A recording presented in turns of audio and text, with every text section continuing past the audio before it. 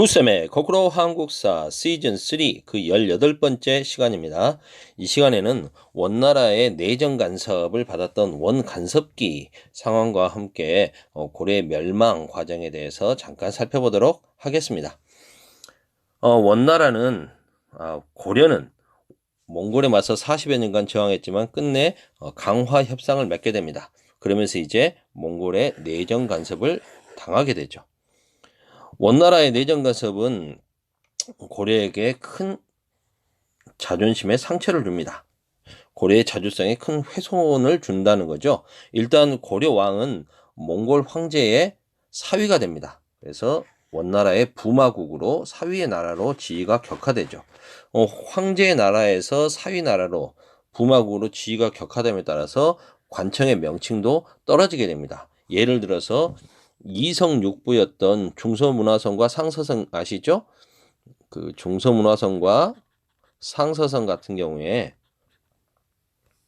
이거 두 개 합쳐버려요. 그래서 이제부터는 첨의부 중추원 밀직사 의사대 감찰사 육부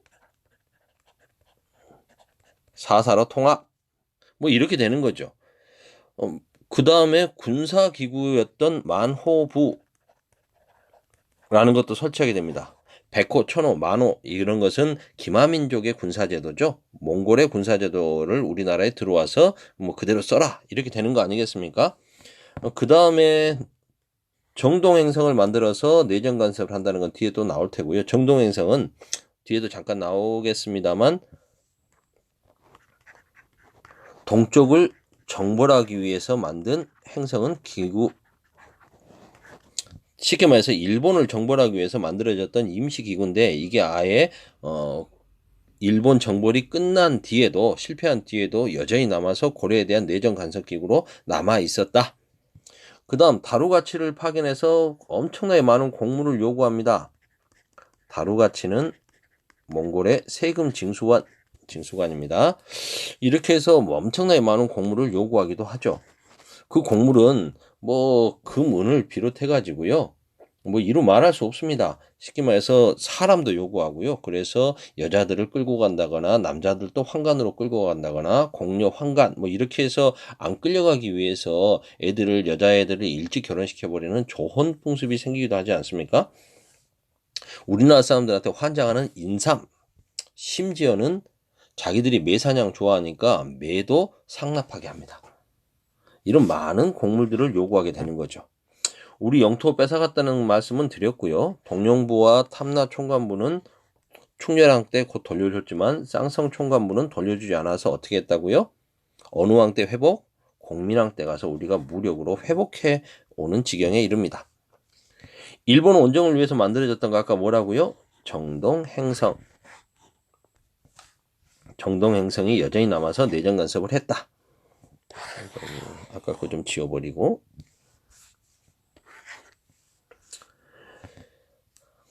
하지만 몽골과의 그 교류에서 우리가 불리한 점만 있었던 건 아닙니다.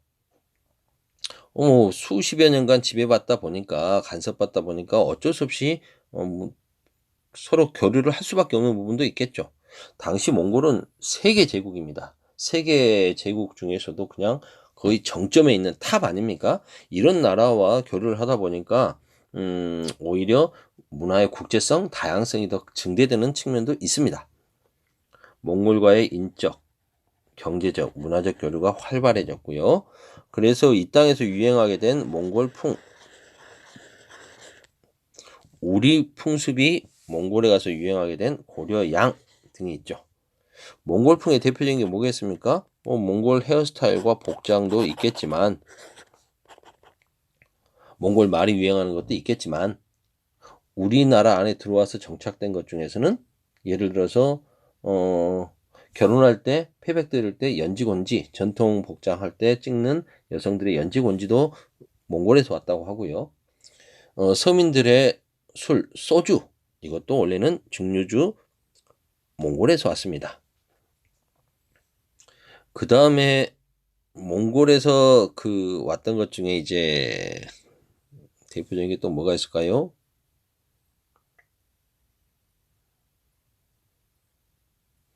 쪽두리 이런 것들도 있고, 마고자라고 하는 옷도 몽골풍이고요. 뭐 여러 가지 몽골에서 온 스타일들이 많이 있습니다. 그런가 하면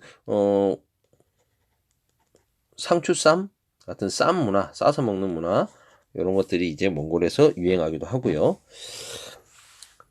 고려 몽골 간섭기에는 이제 지배층으로 고문세족이 성장하게 됩니다. 이 사람들은 몽골 친원파라고 할 수 있죠. 몽골 간섭에 힘입어서 등장한 세력. 원래 몽골 귀족 가문에서 이어져 온 애들도 있고요. 무신 집권기에 새롭게 등장한 세력도 있습니다. 이들은 몽골이라고 하는 뒷배로 관직에 나간 거니까 공부하고 싶지는 않겠죠. 음소로 주로 관직에 진출하고요. 최고 권력기구였던 도평이사사를 장악하고 대농장을 갖고 농민들을 수탈합니다. 그러면 사회 모순이 더 심화되겠죠. 이런 몽골 간섭기에 드디어 반기를 든 임금이 나왔습니다. 물론 그 전에도 여러 임금들이 있었습니다. 여러 임금이 있었다고 하니까 생각나네요. 몽골의 내정 간섭 중에서 가장 드러나게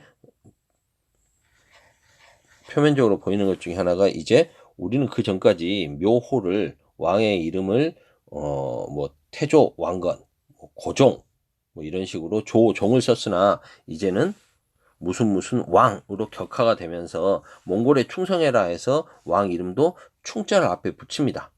충렬왕, 충해왕, 충수왕 뭐 이런 식으로 충선왕 뭐 이런 식으로. 그런데 공민왕은 충자가 안 붙었죠. 몽골로부터 벗어났음을 의미하는 겁니다. 물론 그렇다 해서 완벽하게 뭐 무슨 종을 쓰지는 못하고요. 대신 명나라로부터 좀 인정을 받는 상황이 돼서 백성을 어여삐 여긴 임금, 공민왕이라는 묘를 받습니다. 원나라 세력, 친원파 세력, 기철, 몽골의 황제까지 공유로 끌려갔다가 몽골에서 황후까지 된 기황후의 친오빠 기철. 얼마나 왕을 깔보겠습니까? 몽골 황후가 자기 누인데 이 기철 같은 세력을 숙청하고요. 정동행성 이문소를 폐지하고 내정간섭기구 없애버리고 그리고 쌍성 총관부를 탈환하고 황제의 나라로 관제를 다시 회복시켰던 임금이 공민왕. 그리고 무신 정권 시절부터 인사기구였던 정방 폐지하고요. 국왕이 인사권을 다시 차지합니다. 그리고 고문세족을 견제하기 위해서 신진 사대부들을 적극 등용하죠. 그리고 정치 개혁 승려 신돈을 등용해서 전민 변정 도감을 설치합니다. 전민 변정 도감은 땅과 전닥과 백성을 바르게 바꾸는 기구. 그래서 몽골 간섭기에 고문세족에게 억울하게 뺏긴 땅과 노비들 원래대로 신원시켜 준다는 거, 회복시켜 준다는 겁니다. 쉽게 말해서 고문세족들의 기득권을 뺏어버리겠다는 거죠. 세력을 눌러버리겠다는 겁니다. 당연히 고문세족들은 싫어하겠죠.